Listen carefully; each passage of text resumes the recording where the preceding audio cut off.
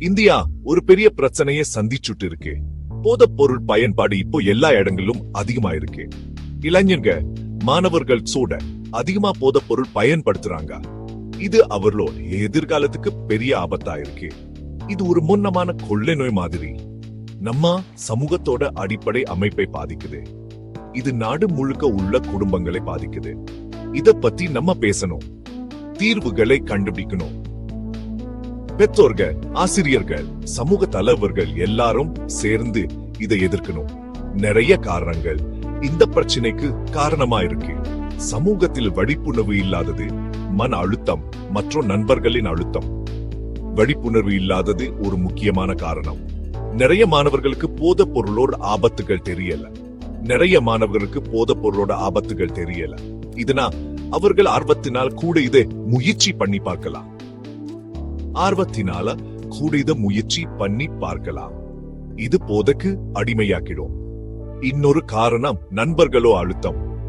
இளைஞர்கள் எல்லாருக்கும் ஒத்துப்போன்னு நினைப்பாங்க. நண்பர்கள் போதைப் பொருள் பயன்படுத்தினா அவங்களும் அதை செய்ய அழுத்தம் கொடுக்கப்படலாம். அவங்க நண்பர்கள் போதைப் பொருள் பயன்படுத்தினா அவங்களும் அதை செய்ய அழுத்தம் கொடுக்கப்படலாம். இது அவர்களோட வாழ்க்கையை முழுமையா மாற்றிடும். இது பள்ளிகளையும் கல்லூரிகளையும் அதிகமா நடக்குது. இந்த பிரச்சனைய உடனடியா கவனிக்கணும். நம்ம இளைஞர்களை பாதுகாக்கணும், அவர்களோட எதிர்காலத்தை பாதுகாக்கணும். போதைப் பொருள் இல்லாத ஒரு எதிர்காலத்தை உருவாக்கணும். இதுக்கு நம்ம எல்லாரும் சேர்ந்து முயற்சி செய்யணும். நம்ம கல்வி முறை இன்னும் நிறைய செய்யணும். இப்போ இருக்கிற கல்வி முறை மாணவர்களுக்கு போதுமான விழிப்புணர்வு தருவதில்லை. பள்ளிகள்ல நல்ல போதைப் பொருள் விழிப்புணர்வு திட்டங்கள் தேவை. இவை மாணவர்களின் நலனுக்கு அவசியம். இந்த திட்டங்கள் வயதுக்கு ஏற்ற மாதிரி இருக்கணும், மாணவர்களுக்கு பிடிச்ச மாதிரி இருக்கணும். இப்படி இருந்தா தாம் மாணவர்கள் அதில் ஆர்வம் காட்டுவாங்க. இப்போ நிறைய பள்ளிகள்ல ரொம்ப சாதாரணமான தகவல்கள் மட்டும் தான் கொடுக்கறாங்க. இது மாணவர்களுக்கு போதாது. ஒரு தடவை சொற்பொழிவு நடச்சுவாங்க, அவ்வளவுதான். இது போதாது. மாணவர்களுக்கு இது தொடர்ந்து கல்வி தேவை. தொடர்ந்து விழிப்புணர்வு ஏற்படுத்தினா தாம் மாணவர்கள் அதனை உணிவார்கள். போதைப் பொருள் பயன்படுத்தினா நீச்ச வாழ்க்கையில என்னென்ன விளைவுகள் வரும்னு அவங்களுக்கு புரியணும். இத விளக்கி சொல்லணும். நடைமுறைக்கு உதவுற மாதிரி தகவலா இருக்கணும். மாணவர்கள் அதை எளிதாக புரிந்து கொள்ள வேண்டும். இந்தியாவுல அதிகமா புழங்குற போதைப் பொருட்களை பத்தி சொல்லிக் கொடுக்கணும். இது அவர்களுக்கு மிக முக்கியம். நண்பர்களோ அழுத்தத்தை எப்படி எதிர்கொள்ளுதுன்னு சொல்லிக் கொடுக்கணும். இது அவர்களுக்கு தன்னம்பிக்கை தரும். உதவிக்கும் ஆதரவுக்கும் எங்க போகணும்னு சொல்லிக் கொடுக்கணும். மாணவர்கள் எப்போதும் உதவி பெறும் வழிகளை அறிந்து கொள்ள வேண்டும். நம்ம மாணவர்களுக்கு தேவையான அறிவை கொடுக்கணும். இது அவர்களின் எதிர்காலத்தை பாதுகாக்கும். இது அவங்க சரியான முடிவுகளை எடுக்க உதவும். மாணவர்கள் நல்ல முடிவுகளை எடுக்க இந்த விழிப்புணர்வு அவசியம். இந்திய கலாச்சாரமும் ஒரு பங்கு வகிக்குது. நம்ம பெரும்பாலும் முக்கியமான விஷயங்களை பத்தி வெளிப்படையா பேச மாட்டோம். போதைப் பொருள் பயன்பாடு இதுல அடங்கும். இதுல ஒரு களங்கம் இருக்கு. குடும்பங்கள் உதவி கேட்க தயங்குவாங்க. சமூகத்தோட தீர்ப்புகளுக்கு பயப்படுவாங்க. இந்த மௌனம் பிரச்சனையை பெருசாக்குது. தீர்வுகளை கண்டுபிடிக்க விடாம தடுக்குது. இந்த தடையை உடைக்கணும். பேசுறதுக்கு ஒரு பாதுகாப்பான இடத்தை உருவாக்கணும். பெற்றோர்கள், ஆசிரியர்கள், சமூக தலைவர்கள் எல்லாரும் போதைப்பொருள் பயன்பாட்டை பத்தி வெளிப்படையா பேசணும். உதவி கேட்கற ஊக்குவிக்கணும். அது பலவீனத்தோட அடையாளம் இல்ல, அது பலமும் பொறுப்பும் உள்ளவங்களோ அடையாளம். நண்பர்களோட அழுத்தம் ரொம்ப பலமானது, குறிப்பா வளர் இளம் பருவத்துல. இந்த வயசுல இளைஞர்கள் அவங்க அடையாளத்தை கண்டுபிடிக்கிறாங்க. அவங்க நண்பர்கள் ஏத்துக்கணும்னு ஆசைப்படுறாங்க. இந்த ஆசை ஆபத்தான நடத்தலுக்கு கொண்டு போயிடும். ஒரு குழுவுல போதைப் பொருள் பயன்பாடு நல்லதுன்னு அல்லது சாதாரண நினைச்சா மத்தவங்க அதை செய்ய அழுத்தம் கொடுக்கப்படலாம். இப்படித்தான் இந்த சூழ்ச்சி தோறுது. பள்ளிகள் இதை நேரடியா கவனிக்கணும். மாணவர்களுக்கு நண்பர்களோட அழுத்தத்தை பத்தி சொல்லிக் கொடுக்கிற திட்டங்களை செயல்படுத்தணும்.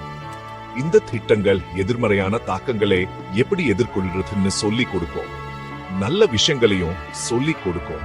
விளையாட்டு, கலை, சமூக பணிகள் இதெல்லாம் மாணவர்களுக்கு ஒரு நல்ல உணர்வை தரும். இது ஆபத்தான நடத்தைகள் மூலமா அங்கீகாரம் தேடுறத தடுக்கும். இளைஞர்கள் தங்க திறமைகளை வெளிப்படுத்தி நல்ல வழிகளில அங்கீகாரம் பெறுவதை ஊக்குவிக்கணும். இதனால் அவர்கள் தங்கள் வாழ்க்கையில நல்ல மாற்றங்களை ஏற்படுத்த முடியும். பள்ளிகள், பெற்றோர்கள், சமூகங்கள் எல்லாரும் செயலர்களுக்கு ஒரு நல்ல சூழலை உருவாக்கணும். இதனால் அவர்கள் தங்கள் வாழ்க்கையில நல்ல மாற்றங்களை ஏற்படுத்த முடியும். பள்ளிகள், பெற்றோர்கள், சமூகங்கள் எல்லாரும் சேர்ந்த இளைஞர்களுக்கு ஒரு நல்ல சூழலை உருவாக்கணும். இப்படி இளைஞர்கள் தங்கள் வாழ்க்கையில் நல்ல மாற்றங்களை ஏற்படுத்த முடியும். பள்ளிகள், பெற்றோர்கள், சமூகங்கள் எல்லாரும் சேர்ந்து இளைஞர்களுக்கு ஒரு நல்ல சூழலை உருவாக்கணும். ஐந்தாவது பகுதி, வீட்டில் ஒரு வெற்றிடம். பெற்றோர்கள் ஒரு முக்கியமான பங்கு வகிக்கிறாங்க. போதைப் பொருள் பயன்பாட்டை தடுக்கிறதுல அவங்கதான் முதல் கட்டம். ஆனா நிறைய பெற்றோர்களுக்கு இந்த பிரச்சனையை சமாளிக்க தெரியல. அவங்க பிள்ளைங்கள்ட்ட போதைப் பொருளை பத்தி எப்படி பேசுறதுன்னு தெரியாம இருக்கலாம். எச்சரிக்கை அறிகுறிகள் என்னன்னு தெரியாம இருக்கலாம். அவங்களுக்கு ஏதாவது பிரச்சனைகள் இருக்கலாம். நம்ம பெற்றோர்களை ஆதரிக்கணும். அவங்களுக்கு தேவையான தகவல்களையும் வசதிகளையும் கொடுக்கணும். பெற்றோருக்கான பயிற்சி பட்டறைகள், ஆதரவு குழுக்கள் உதவியா இருக்கும். பெற்றோர்கள் அவங்க பிள்ளைங்கள்ட்ட வெளிப்படையா பேசணும். அவங்க பிரச்சனைகளையும் கவலைகளையும் பகிர்ந்துக்க ஒரு பாதுகாப்பான இடத்தை உருவாக்கணும். ஆறாவது பகுதி, மன்னத்தை உடைச்சல். போதைப்பொருள் பயன்பாட்டை சுத்தி இருக்கிற மன்னத்தை உடைக்கணும். இதுக்கு சமூகத்துல ஒரு மாற்றம் தேவை. இந்த பிரச்சனை இருக்குன்னு நம்ம ஒத்துக்கணும். இதை மறைக்க கூடாது. ஊடகங்கள் ஒரு பங்கு வகிக்கலாம். இந்த பிரச்சனையை பத்தி பொறுப்புள்ள செய்திகளை வெளியிடணும். பிரச்சனையை பெருசு பண்ணாம விழிப்புணர்வை ஏற்படுத்தணும். பிரபலங்கள், செல்வாக்கு உள்ளவங்க அவங்க மேடையை பயன்படுத்தி விழிப்புணர்வை ஏற்படுத்தலாம். அவங்க கதைகளை பகிர்ந்துக்கலாம். உதவி கேட்கிறதை ஊக்குவிக்கலாம். போதைப் பொருள் பயன்பாட்டை பத்தி மக்கள் சங்கரியமா பேசுற ஒரு கலாச்சாரத்தை உருவாக்கணும். தீவுகளை கண்டுபிடிக்க இதுதான் முதல் படி. ஏழாவது பகுதி, ஒரு முழுமையான அணுகுமுறை. எல்லாருக்கும் பொருந்தும் ஒரு தீர்வுன்னு எதுவும் இல்ல.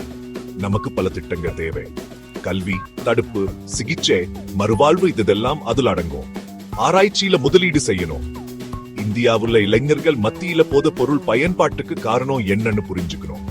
இது நமக்கு திட்டங்களை வகுக்க உதவும். சிகிச்சையை எளிதாக்கணும், விலை குறைவாக்கணும். ஆலோசனை, சிகிச்சை, மறுவாழ்வு மையங்கள் இதெல்லாம் அதுல அடங்கும். போதைப் பொருள் பயன்பாட்டால பாதிக்கப்பட்ட குடும்பங்களை ஆதரிக்கணும். அவங்களுக்கு நம்ம புரிதலும் அன்பும் தேவை. எட்டாவது பகுதி, இளைஞர்களுக்கு அதிகாரம் அளித்தல். இளைஞர்கள் பாதிக்கப்பட்டவங்க மட்டும் இல்ல, அவங்க மாற்றத்துக்கான காரணமா இருக்கலாம். தீர்வுல பங்கு பெற அவங்களுக்கு அதிகாரம் கொடுக்கணும். போதைப்பொருள் தடுப்பு திட்டங்களை வகுக்கவும் செயல்படுத்தவும் அவங்களையும் சேர்த்துக்கலாம். பெரியவங்களா முடியாத மாதிரி அவங்க நண்பர்கிட்ட பேச முடியும். இளைஞர்கள் தலைமையில நடக்கு திட்டங்களை ஆதரிக்கலாம். விழிப்புணர்வு பிரச்சாரங்கள், நண்பர்கள் ஆதரவு குழுக்கள், கலைப்படைப்புகள் இதெல்லாம் அதுல அடங்கும். இளைஞர்களுக்கு குரலை கொடுத்தா இந்த பிரச்சனைக்கு நல்ல நீடிக்க கூடிய தீவிலை கண்டுபிடிக்கலாம். ஒன்பதாவது பகுதி, ஒரு கூட்டு பொறுப்பு. இது அரசாங்கத்தோட அல்லது கல்வி முறையோட மட்டும் பொறுப்பு இல்ல. இது ஒரு கூட்டு பொறுப்பு. எல்லாருக்கும் ஒரு பங்கு இருக்கு. நம்ம எல்லாரும் சேர்ந்து வேலை செய்யணும். நம்ம இளைஞர்களை ஆதரிக்க ஒரு சமூகத்தை உருவாக்கணும். போதைப் பொருள் இல்லாத ஒரு எதிர்காலத்தை உருவாக்கணும். இது சுலபமான காரியம் இல்ல, ஆனா இது ஒரு முக்கியமான காரியம். நம்ம நாட்டோட எதிர்காலம் இது சார்ந்து இருக்கு. வாங்க இந்த பிரச்சனையை சமாளிப்போம்.